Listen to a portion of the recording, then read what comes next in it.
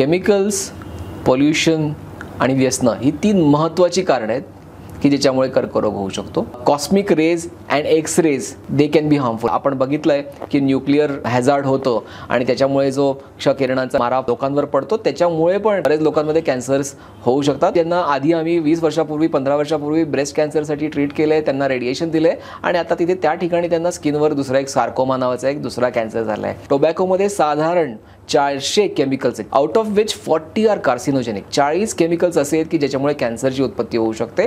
चायनामध्ये काही विशिष्ट फंगस ते कन्झ्युम करतात, त्याच्यामध्ये अफ्लाटॉक्सिन असतं की ज्याच्यामुळे लिव्हरचे कॅन्सर्स होऊ शकतात. जॅपनीज लोकांमध्ये जठराचे आजार खूप कॉमन आहेत कारण ती लोक स्मोक्ड फिश वापरतात, विशिष्ट प्रकारचं सॉल्ट ते वापरतात. सो काही हॉर्मोनल पिल्स आहेत किंवा औषधं आहेत की जी जास्ती वापरल्यामुळे ब्रेस्ट कॅन्सर किंवा ओव्हेरियन कॅन्सरचा धोका वाढतो. काही कॅन्सर्स हे अनुवंशिक असू शकतात. 5 to 10% of the cancers are genetic in nature.